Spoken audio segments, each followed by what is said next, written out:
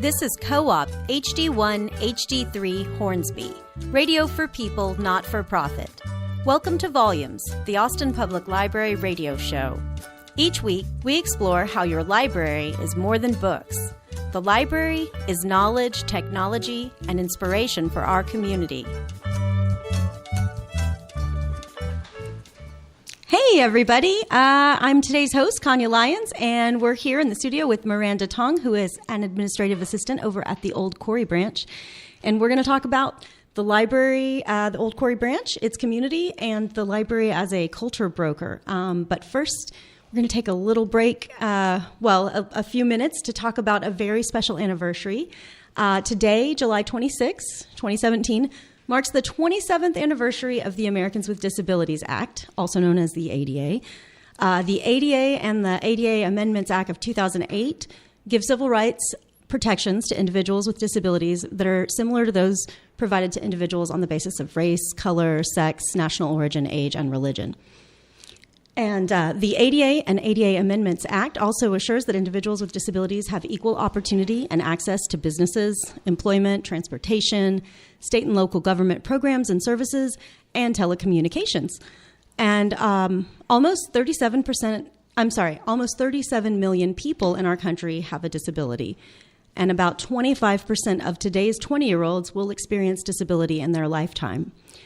All of our Austin Public Library facilities are ADA compliant and provide access to people with disabilities. And people who require accommodation in order to access library materials, services, programs, or computers just need to communicate their need with the library staff, and we'll take care of that.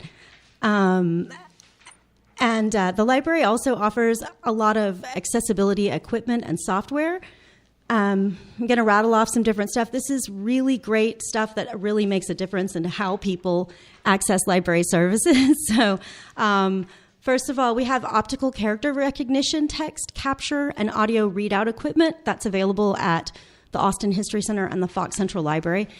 We also have tabletop magnifying equipment at the Fox Central Library, the Pleasant Hill Branch, and the Yarborough Branch. All of our libraries have trackballs and large type keyboards. All of the Austin Public Libraries have JAWS, which is Job Access with Speech. It's a screen reader developed for computer users whose vision loss prevents them from seeing screen content or navigating with a mouse. And JAWS provides speech and braille output for the most popular computer applications on your PC. Also, all Austin Public Libraries have NVDA, non-visual desktop access, which is a reader that enables blind and vision-impaired people to use computers. It reads the text on the screen in a computerized voice, and then you can control what is read to you by moving the cursor to the relevant area of the text with like a mouse or with the arrows on your keyboard. And one last thing, all of our libraries have Magic, which is a screen magnification and screen reading solution for low vision computer users. And so Magic lets users magnify the computer screen from 1 to 60 times its usual size. So it can really, really make a difference.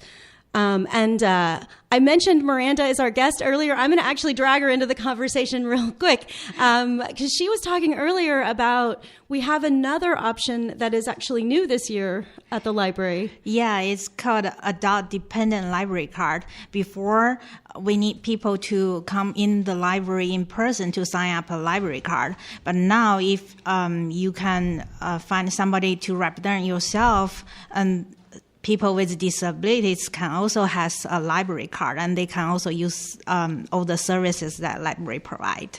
That's fantastic. So yeah, homebound individuals who are unable to come into the library themselves can have this adult dependent card, and someone can check out materials on their behalf. Yes. And that's a new thing that we have to be able to really make sure that everyone has access to our services at the library. Yes. That's fantastic.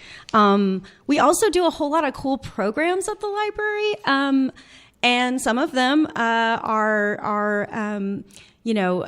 out there specifically, to help people with disabilities. So like this June and July, so just the last couple of months, the Twin Oaks branch partnered with the Educational Resource Center on Deafness to provide American Sign Language story times that were for children 18 months to 6 years old.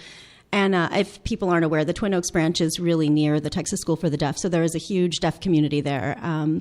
So we're waiting to find out if the state of Texas will approve funding for the Educational Resource Center on Deafness to be able to continue this partnership program in the fall. We're all have our fingers crossed. Also, every January, the Central Library offers an all-ages Braille story time in honor of Louis Braille, and typically a guest reader from the National Federation of the Blind reads Braille picture books, and Braille print books are available for checkout.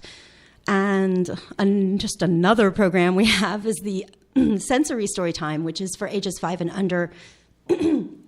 Sensory Storytime features interactive books, singing, music, and some sensory activities like movement and bubbles. And this is a way to just welcome all children of all abilities and to create an inclusive environment. And the Sensory Storytime starts on time, and it's very structured, and that is very helpful for some of our library customers.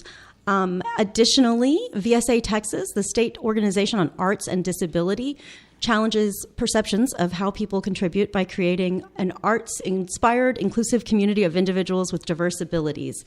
So the Austin Public Library and VSA Texas have a partnership going that began back in August of 2016 when the Terrazas branch hosted veterans that participated in a VSA Texas writing workshop.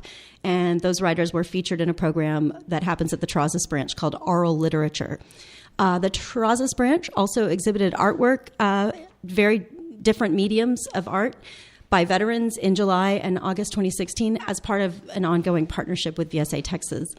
And then just this last January, we had the first VSA Texas music event that was part of a Library Live program, and it featured Michael Noriega, Michael Tidmore, and the Rollers, as well as the Old Hats and the Dude Choir. So this September, we are going to have more. The Austin Public Library and VSA Texas, which once again, that is the state organization on arts and disability, are proud to present a showcase of Austin musicians with disabilities, aptly titled VSA Texas in the Library Live.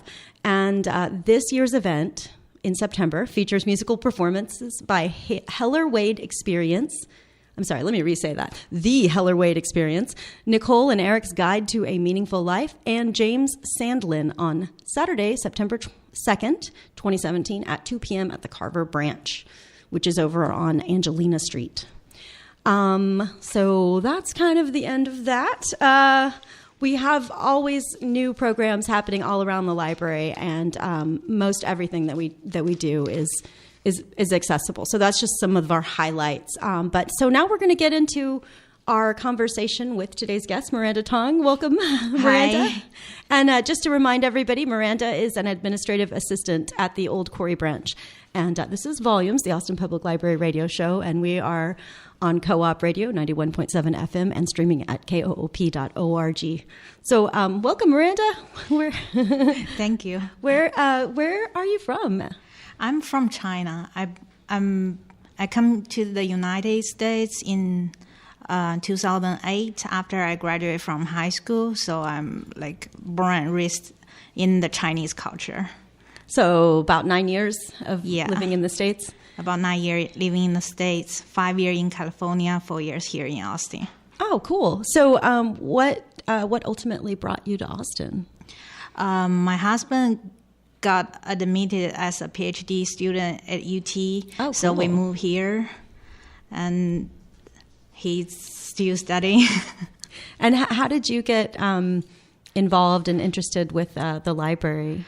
Oh, I keep using the library a lot, even when I was not in China, like in California.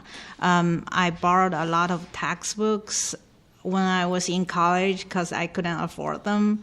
And I used the study room for doing my homeworks and all the group studies with my classmates, and start to get used to it. Like when I move to a new places, I'm going there, find out where is the library, and get a library card. Oh, that's awesome. So what were you studying in school? I was studying mathematics. So all the books I bought are nonfiction books, starting with 510, which are relate to mathematics and physics and all the sciences. Oh, fantastic. So can you tell me a little bit about where you work at the Old Quarry branch? It's a very unique community there. Yeah, you will be amazed how many Asian population is there in Old Quarry branch.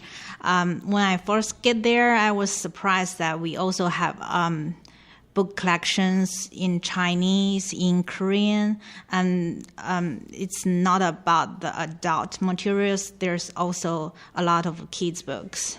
Oh, that's amazing. And the community there, like, people come in, they speak all different types of language. What are some of the languages you've heard customers speaking at the library?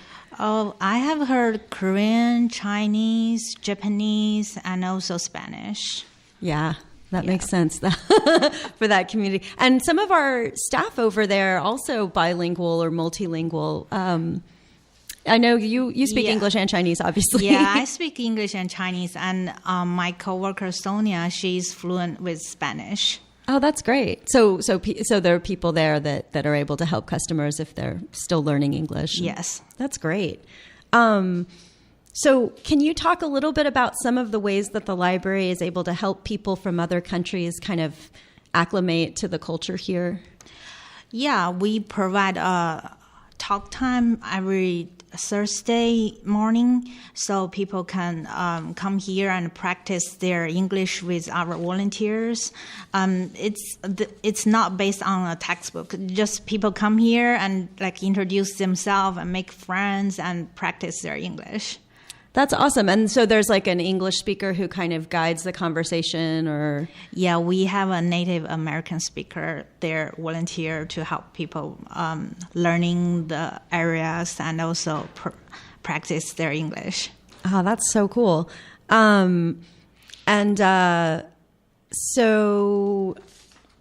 sorry, I got a little bit distracted there for a second.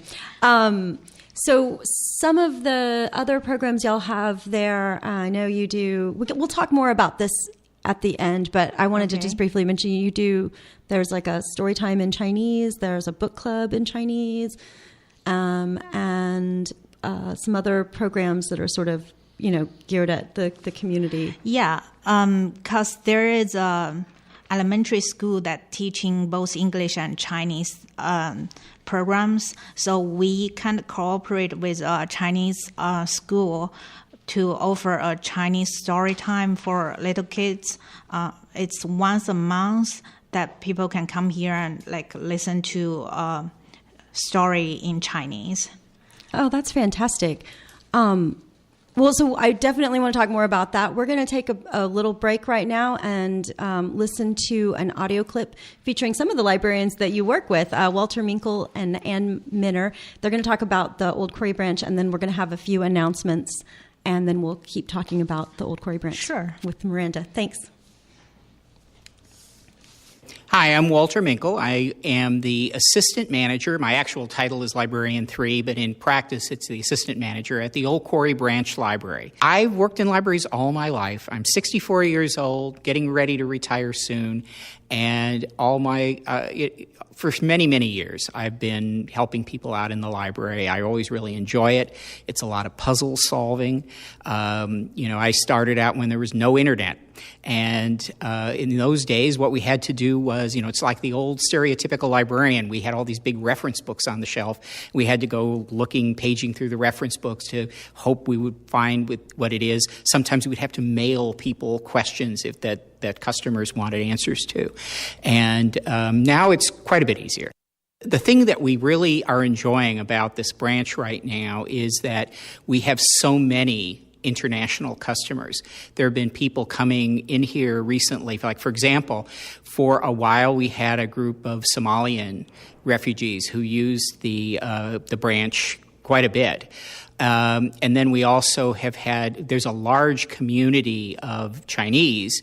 I would imagine that they are workers who are either in the high-tech industry or getting degrees at UT. And they have their whole families speak good English, and others need a little bit of help.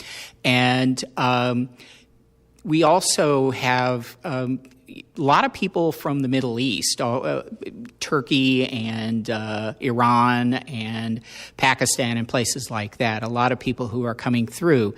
And so that makes our work a little more challenging and a little more fun. My name is Ann Minner, and I am the branch manager at the Old Quarry Branch Library.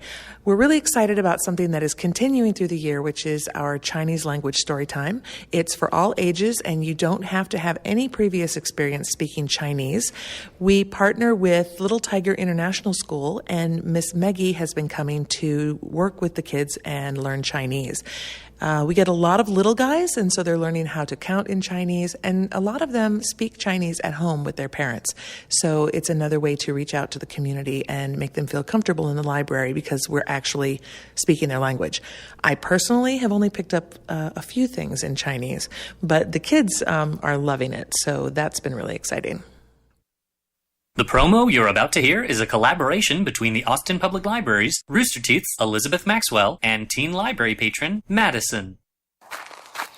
Oh dear, I've lost the white rabbit again. Where am I now? Hey, are you lost too? Oh, hello. Yes, I'm afraid I've lost my way. Who are you? That caterpillar there just asked me the same question. Anyway, hi, I'm John. Hello, John. I'm Alice. Are you from Wonderland too? Nah, just visiting like you. Pretty neat place, huh? Uh-huh. So, you're not mad then? No, but you might be. This dream of yours is pretty crazy. Dream? I'm dreaming? Oh, sorry. Spoilers. Looking for adventure? Your Austin Public Libraries have pages upon pages to fall into. And with the summer reading program, there's even more to explore with exciting events and cool prizes. Adventure begins with the book this summer at Austin Public Libraries. More details online at www.austinsummerreading.org. My name is Blair Parsons, and I'm a reference librarian at the Falk Central Library. Each week I highlight a few programs for adults that are happening around the Austin Public Library. Our full list of programs may be found on the library's events calendar. Thursday, July 27th, the Yarborough Branch Library will host calligrapher Holly Ziner for the Art of Script. Holly will discuss the history of calligraphy, demonstrate the art, and showcase the tools she uses. Calligraphy pens and papers will be provided. The Art of Script is Thursday, July 27th from 6 p.m. to 8:30 p.m. at the Yarborough Branch Library. Sunday, July 30th, the Falk Central Library will host Lee Green for Medicare 101, Get the Facts. This educational session will offer Medicare beneficiaries guidance through their coverage options and answers to questions regarding how to sign up, how much does it cost, and what's the difference between a Medicare supplement and a Medicare Advantage plan. Medicare 101, Get the Facts, will be at the Falk Central Library, Sunday, July 30th, from 2 o'clock to 3 o'clock. Hey there, Austin. Teen Program Specialist Michael Harley from the downtown Falk Central Library here. This week, Mario and his friends are putting up their fisticuffs for an old-fashioned brawl, but they need some fast-handed gaming enthusiasts to help them battle it out. The Super Smash Bros. Tournament continues its summer run on the way to the Grand Championship, with more sessions for teens to enter the battle. This week, tournaments are being held at the Cepeda Branch on Thursday the 27th at 3 p.m. and the Menchaca Road Branch on Sunday the 30th at 2 p.m. Sign-ups open 1 hour prior to the event, with the first 32 participants guaranteed a spot to play. If players don't claim victory at one event, they're welcome to try again for the number one spot and a chance to participate at the final championship tournament in mid-August. More details for these and additional programs can be found at library.austintexas.gov/events. This is Ann Minner, Managing Librarian at the Old Quarry Branch. I get to highlight something special happening just for tweens ages 8 through 12 in August. Literature Live, Austin Public Library's own puppetry and storytelling troupe, is proud to present The Fee-Follet, their first production developed for older kids. The Fee-Follet brings to life a story of murder and mayhem in the swamp. What will happen to little Jolie as she meets the pirate ghost who is watching over his treasure? Will she survive the encounter? Audiences will find out this August. With live musical accompaniment by Joseph Palmer of Austin Classical Guitar, The Fee-Follet will be performed Tuesday, August 1st at 4 p.m. at the University Hills Branch, Thursday, August 3rd at 6 p.m. at the Manchac Road Branch, Friday, August 4th at 3 p.m. at the Little Walnut Creek Branch, Sunday, August 6th at 2 p.m. at the Falk Central Library, and Monday, August 7th at 2 p.m. at the Windsor Park Branch. This show is recommended for ages 8 through 12 for content. More details about programs at the Austin Public Library are at library.austintexas.gov/events. The promo you're about to hear is a collaboration between the Austin Public Library's Rooster Teeth's Elizabeth Maxwell and teen library patron Kelly. Watson, this is it. This is the clue we've been looking for. Oh, jolly good, Sherlock. Pip, pip, and cheerio. Wait a moment.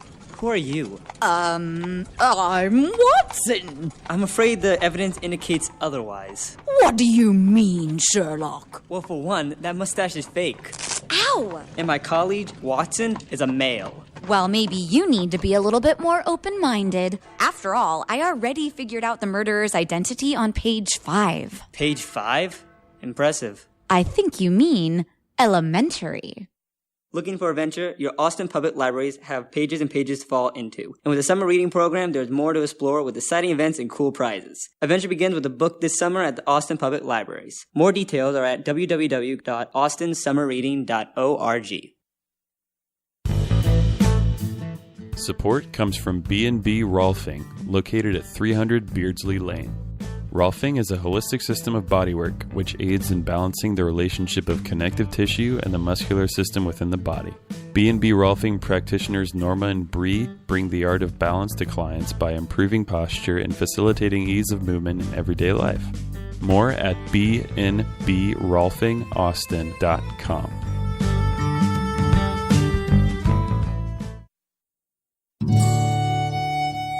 You're listening to Volumes, the Austin Public Library radio show on Co-op 91.7 FM and KOOP.org. Radio for people, not for profit. Welcome back to Volumes, the Austin Public Library radio show on Co-op Radio 91.7 FM and streaming at KOOP.org. We got show details about Volumes available on the website, library.austintexas.gov/volumes. Now we're going to get back into our conversation with Miranda Tong, who is an administrative assistant over at the Old Quarry branch. And we're kind of talking about the library as a culture broker. Yes. So let's talk a little bit about that. How is it that the library is kind of helping people from other countries get accustomed to living here? You were mentioning book displays and trivia questions. Yes. So we have a lot of book displays about things that are popular right now. For example, we have Wonder Woman display because the movie just coming out. And we have trivia questions to let people know what's going on. Like this week is the Sharks Week, so we got a trivia question about sharks. And we have displays about like Dr. Seuss and all kind of stuff, which really... Before, I don't know Dr. Seuss, and I still learning that. And we have like displays about the Summer of Love, which is also a new thing for me. So, do you get a lot of questions about these book displays from people, customers who might not be familiar with the concepts that? Well, we found out if we put a book out on display, it got checked out really quick. And people are loving our displays and trivia questions. Last time we got a comment card asking us when will be the next trivia question. Wow. So how do people interact? Like, how does the trivia question thing work? You post a trivia question and then customers, how do they give you their answers? Yeah, we write down our trivia question on a blackboard next to our displays and ask people to answer the questions to the front desk. And every time when they are having a correct answer or it's similar, we are going to give them a bookmark to encourage them keep doing it. Or if they sometimes they will come here and ask us, can you give us a clue? We will show them to the collection we have about that things and let them doing some research, especially for the little kids. Oh, cool. That's really neat. That's a great way to engage with the customers. So I know you guys also do some outreach from the Old Quarry branch into the community. So one thing I guess we kind of glossed over, the community at the Old Quarry branch it's a lot of different people from all over. And there's a lot of graduate students from UT who are visiting from another country while they're they're like the families of the, somebody who might be getting a degree at UT or something. And then there's also the Jewish Community Center nearby. So there's just a wide variety of people. Yeah. So talk about the Jewish community. Our branch manager or our librarian stream, they have scheduled several outreaches to the Jewish Community Center, which help elderly people to sign up library cards, show them how to use the Overdrive, which is our online materials, and also show them how to log online to monitor their accounts and see when are the due dates, and also renew online. Oh, that's great. So they actually go and work with seniors out in the community and teach them how. And about Overdrive, a lot of people don't realize Overdrive that's ebooks at the library. Yeah. Electronic books are that's fantastic. You can get them on your phone now or on whatever device you have. And then I know